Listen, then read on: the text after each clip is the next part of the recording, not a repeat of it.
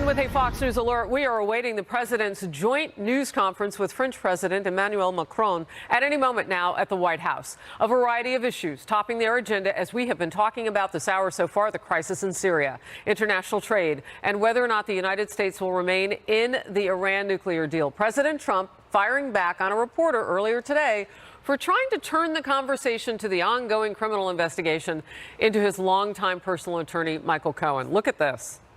Mr. President, what about Michael Cohen? Are you considering? Thank you very much. Stupid question.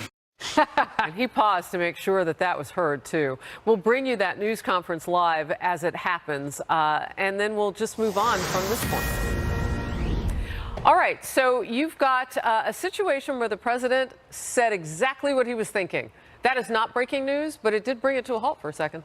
I'm so sick of this. Uh-oh. I really am. It is ticking me off that these reporters, Jim Acosta and this guy from ABC, they continue.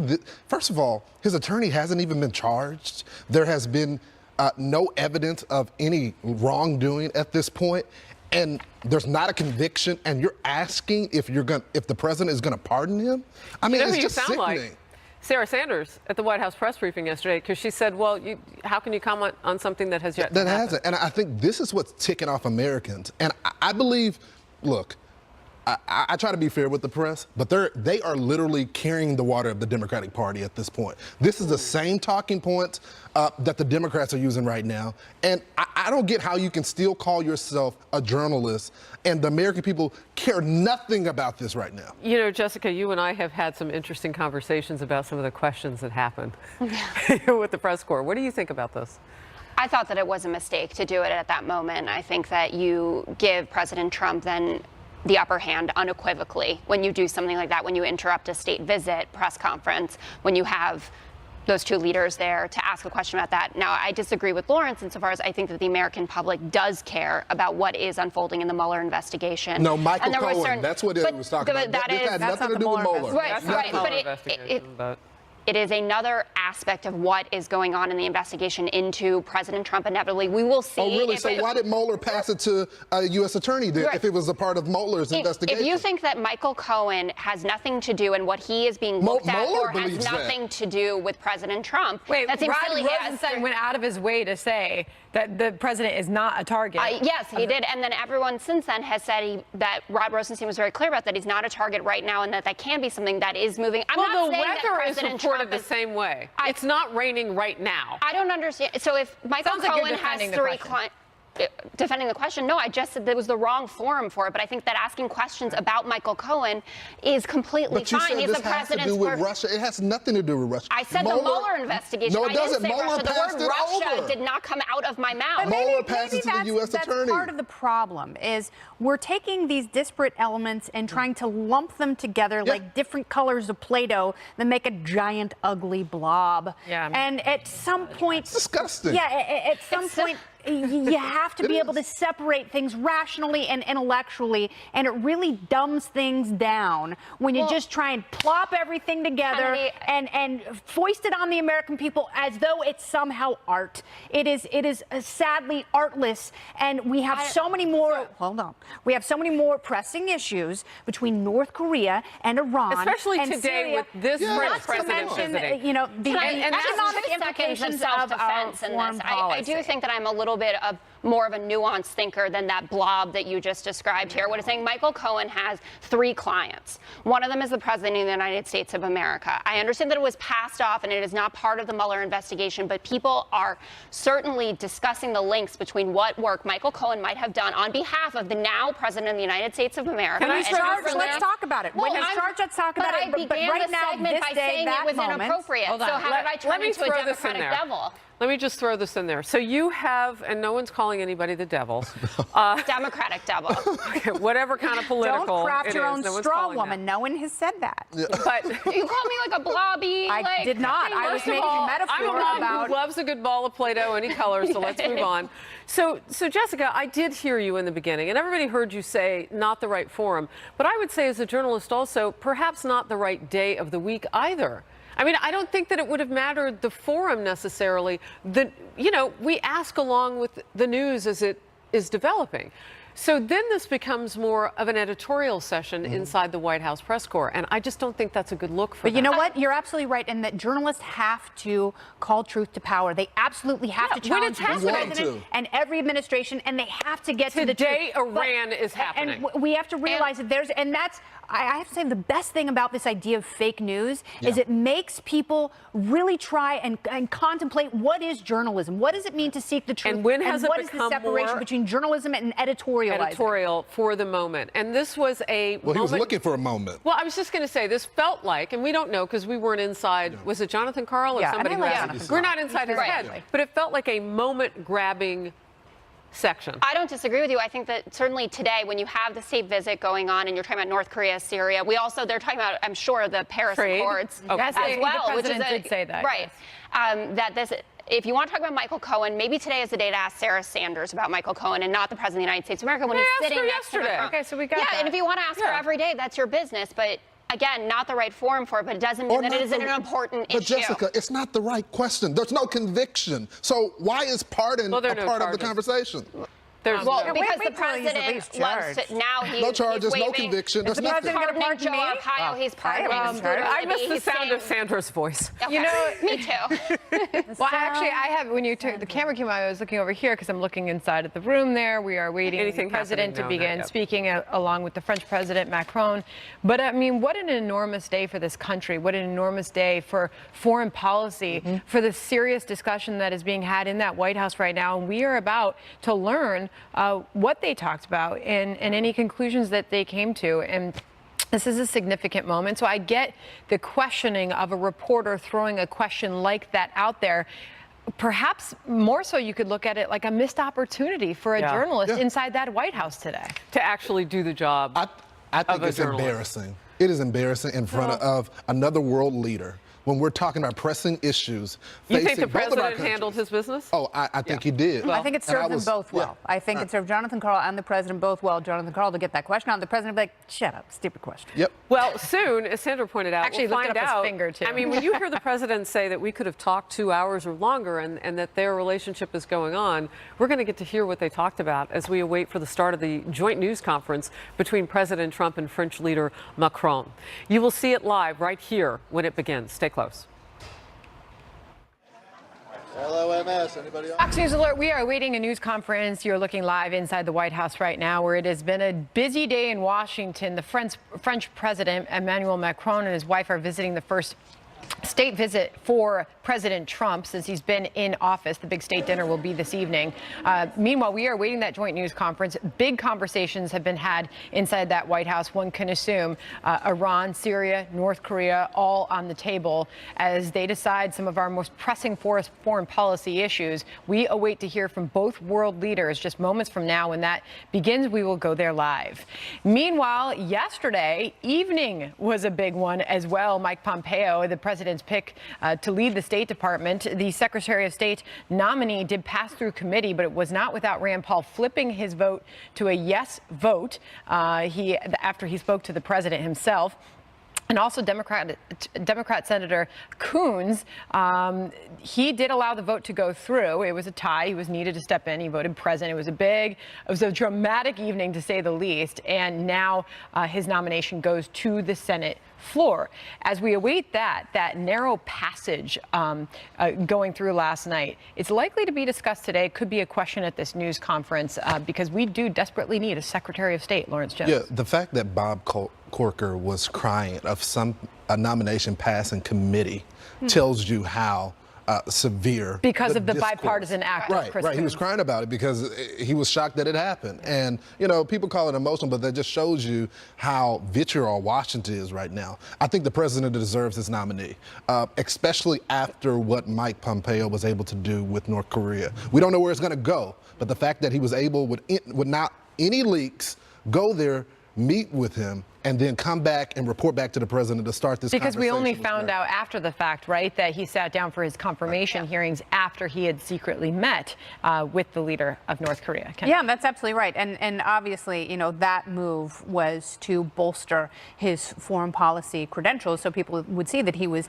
capable not only of having a meeting like that and doing it competently, but also keeping it secret because a lot of people didn't know about that, and Democrats expressed their displeasure. Are there questions about Mike Pompeo and some of the views that he holds? Absolutely. And I think it is completely reasonable for him to be questioned on some of the past statements that he's made in regard to foreign policy. That's fine. That's fair game. I'm also curious to see what Rand Paul got as a concession for. Yeah, we were yes, curious in about that with the tax cuts. Remember that day, Kennedy? Right. We were like, oh, well, look at that. He's changed his mind completely. And you know there's some deal making going on. I did want to just mention this about Senator Bob Corker, though, and the emotion that welled up in him. He's very close with Representative Isaacson, and Isaacson had to leave for a funeral of his best friend. Right.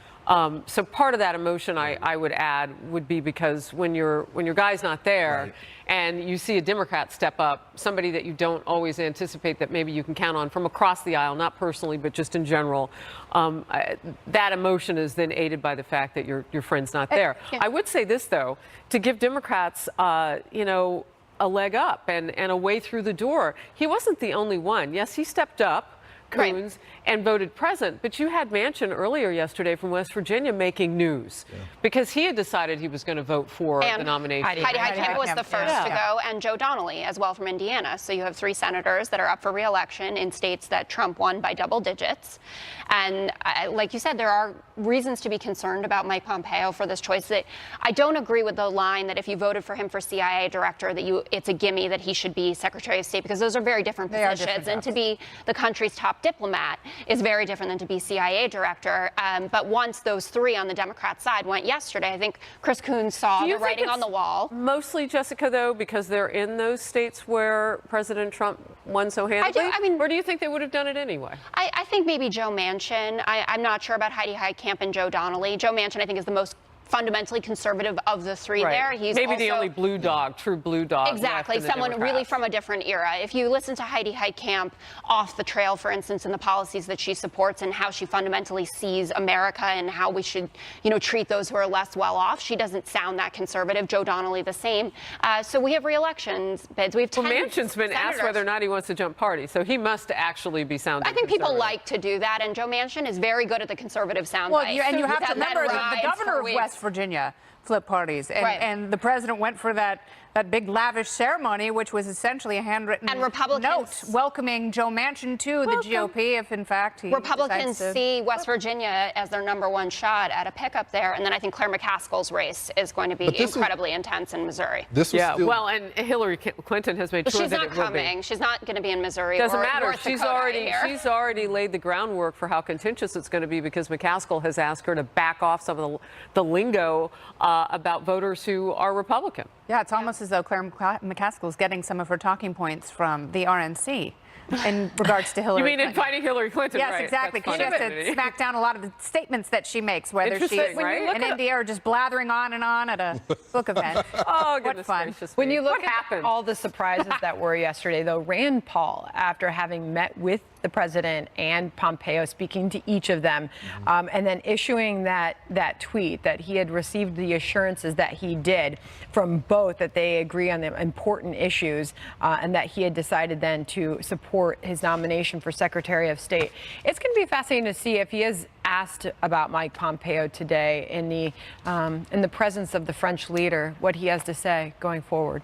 Look, I think the president is definitely has this relationship with Mike Pompeo that he did not have with Rex Tillerson. I think it is much different when you have interaction with a person every single day through a briefing and you get to know them and have those conversations. And so I think this appointment was based on the president saying, I have confidence in this guy. I believe he allowed other outsiders before when he was picking out his cabinet, and now he's saying, I want the team that I want. Well, not to mention the fact that Mike Pompeo was a person, I mean, when you talk about North Korea being such a huge issue right now, he was the person who told us potentially how close we were to them becoming nuclear. You know, so I mean, also about Russian interference. I mean, Mike Pompeo has been on all sides there. He said, yeah, they're coming for 2018 too, and 2020, and so we've got to solve the more. investigation and get to actually keeping that from and that's happening I think an argument that can be used in terms of Democrats confirming him is not only that we can't go into the summer without a top diplomat. That's impossible. But on top of it, we have midterms coming up, and you need someone in that position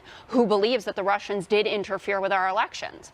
All right, Iran, Syria, North Korea, and of course Mike Pompeo as the next Secretary of State. All of these things on the table as we await this news conference at the White House. It was supposed to be outside in the Rose Garden. It has moved inside due to weather. But here we are, half past the noon Eastern Time hour, and we await the two world leaders, the President of France and the President of the United States. We will bring this to you live when it begins in moments. And we are awaiting the inside the White House, the joint news conference between President Trump and French President Macron. And you see some of the dignitaries now starting to fill in the front row. And as soon as we get a 2-minute warning, of course, we will jump to that and take you there live. But we just want to let you know that we are monitoring it right now. And I'm fixing my mic packs in case anybody in the booth is watching. So as we watch this, of course, we know that these two presidents have been talking about Syria and Iran and a lot of big topics today. And we fully anticipate that the reporters in the room, once they make their original opening statements, which is customary in this, so you'll hear from President Trump, you'll hear from President Macron, and then they'll be asked questions. And usually it's a 2-on-2. So as that process begins, two questions, we will take you there live. And what a welcome it was for the president yesterday when they touched down at Joint Base Andrews, rolled out the red carpet, the pomp and fanfare. It was a spectacular welcome to the United States for the French First Family. And then today at the White House, that ceremony with our military band playing, the flags flying and the anthems playing. It's been a beautiful welcome for the first state visit for this president. And I think you're also going to see a contrast between the way France is welcomed and Germany. I don't think you're going to see quite the same pomp and circumstance when Chancellor Merkel makes her way to Washington, D.C. a little bit later in the week. And that will be a study in contrasts. And it's very interesting because these two obviously have shown that they have a great collegiality and affection for one another. There. But I will be curious to see how the French press presses the president of France and whether or not his embrace of the American president is unpopular. This is our oldest ally, and the president actually went as far as to say earlier, Lawrence Jones, our one lucky guy today, that the relationship between France and the United States under his presidency is the best that it has ever been in the history of the two countries. That was huge, and I think that's one thing that should be noted. Remember, this is the first state dinner that the president is doing. This just tells you how close they are. He didn't do it for anybody else. He also continues to say is one of our strongest allies. There will be some pushback from the French press, but I think this president, Macron, is willing to take it on like this president is willing to take on the American There's some press. obvious disagreement between the two, and the Iran deal is only one of them. I mean, there's disagreements when it comes to Syria and having our military force on the ground there. Right, absolutely. I think it's a little bit unclear exactly where we are now on that, since the president said, I want to take everyone out, and then we did the bombings. And I think Mike Pompeo will be advocating to stay there, and John Bolton. But I want to get back to what Kennedy was saying about how French President Macron was one of the only world leaders who's able to read President Trump's emotions. And we saw that at the NATO summit, where President Trump was kind of walking around almost by himself. And Macron seized that opportunity to say, you know, this is the most important force in the world. I'm cut in right now just to obviously see. You see the two first ladies walking in, and this tells us how close we are now to the president. You see Melania Trump there, our first lady, and you saw Brigitte Macron in there as well. They are both going to be seated, and as that happens, we anticipate that the two presidents, both ours and that of France, will be walking up to a lectern apiece. And the way that this will go again is that they will each make a joint statement, and then the questions from the press corps. We've already seen this president take some questions at their earlier events today.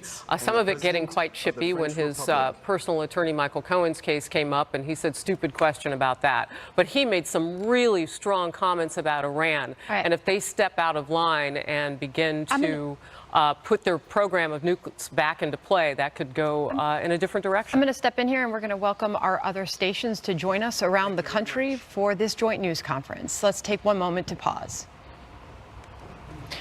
This is Fox News coverage of President Trump's joint news conference with French President Macron and the President Donald Trump at the White House. I'm Sandra Smith in New York. Let's listen. Thank you very much. It's a great honor. We're thrilled that the first official state visit of my presidency is not only with a great friend, but with a leader of America's oldest ally, the Republic of France. Today, in our nation's capital, the Stars and Stripes proudly fly alongside the tricolor flag, a symbol of the world and to the world, of unity, fraternity, and friendship that forever links our nations together.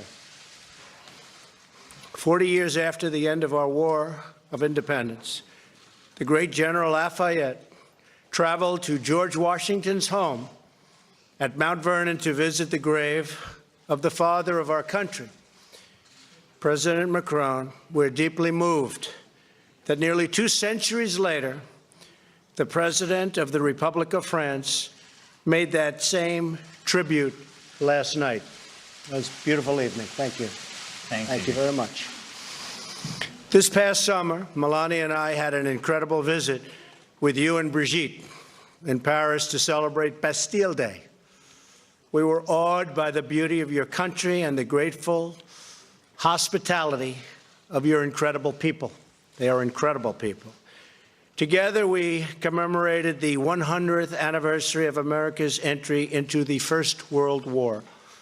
We remembered the French and American patriots who shed their blood together in defense of civilization. Their noble sacrifice will echo through time forever, an immortal tribute to our people and to our freedom. During the horror of the First World War, more than 1 million people were killed or injured from chemical warfare. In the aftermath of that horror, civilized nations came together to ban chemical weapons. 2 weeks ago, following Syrian dictator Bashar al-Assad's barbaric use of chemical weapons against his own people, the United States, France, and the United Kingdom joined together to strike at the heart of the Syrian chemical weapons program. These actions were designed to establish a strong deterrent against the use of these heinous weapons. President Macron, I thank you for your leadership in this effort. And it was a well-executed effort at that. And I thank you, the members of the French military, for their courage and their great skill. The United States and France are also cooperating to prevent the proliferation of nuclear weapons. We are grateful for France's key partnership in our campaign of maximum pressure on the North Korean regime. As you know, I will soon be meeting with Kim Jong-un as we seek a future of peace, harmony, and security for the whole Korean peninsula, and in fact, for the whole world. However, in pursuit of peace, we will not repeat the mistakes of past administrations. The campaign of maximum pressure will continue. France and the United States also agree that Iran cannot be allowed to develop a nuclear weapon, and that regime must end its support of terrorism. All over, no matter where you go in the Middle East, you see the fingerprints of Iran behind problems. I also want to thank President Macron for France's vital contribution to our very successful campaign against ISIS. As we drive these ISIS killers from Syria, it is essential that the responsible nations of the Middle East step up their own contributions to prevent Iran from profiting off the success of our anti-ISIS effort. Very rich countries are in the Middle East. They have to make major contributions. They have not been doing it as they should. A major topic that we discussed a little while ago. They have to step up tremendously, not a little bit, but tremendously, their financial effort.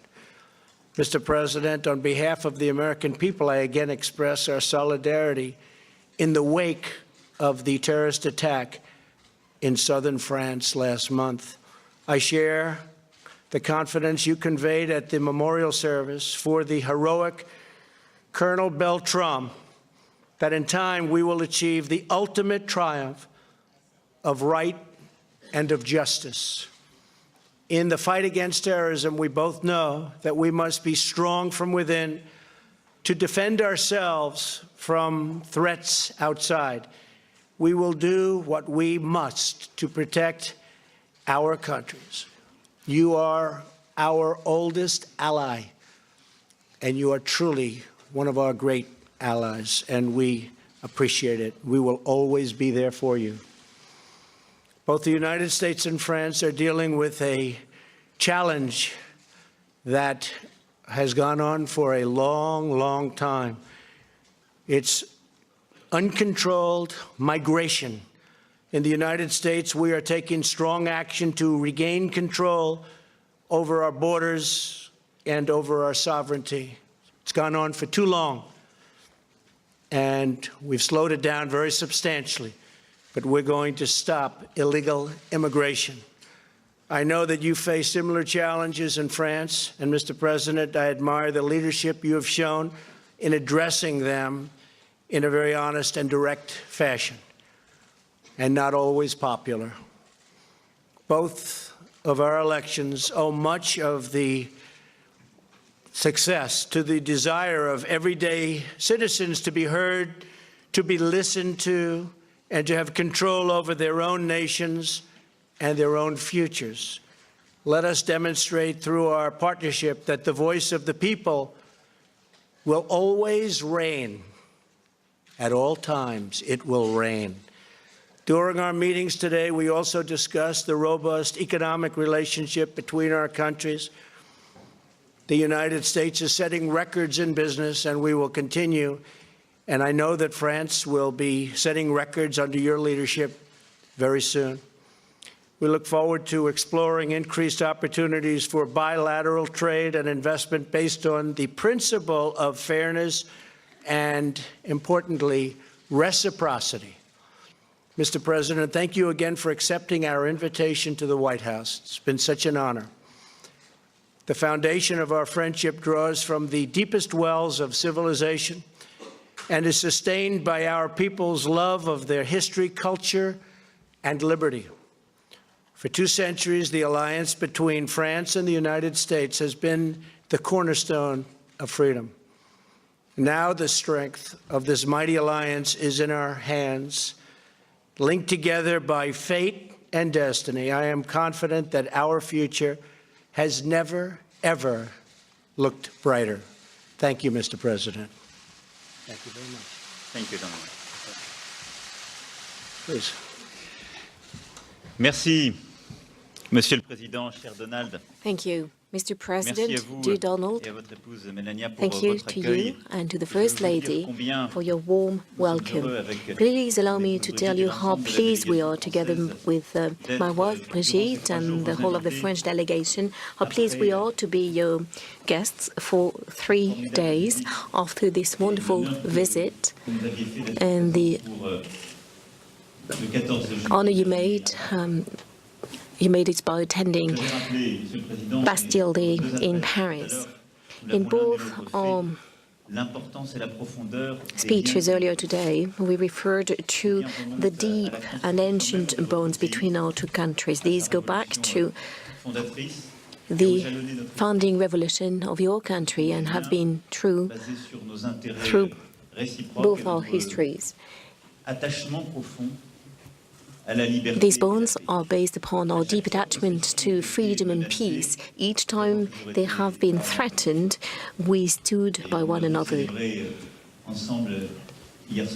And we celebrated that last night, the 4 of us, by going to Mount Vernon, given that no one else could illustrate as well as George Washington the strength of the commitment and the bonds between our 2 countries. Mr. President, please allow me to go back to a number of issues which are fundamental for not only our relationship but beyond. The first topic is Iran.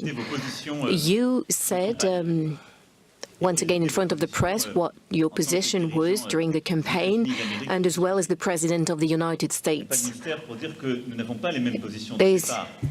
It's not a mystery. We did not have the same starting positions, stances, and neither you nor I have a habit of changing our stances or going with the wind.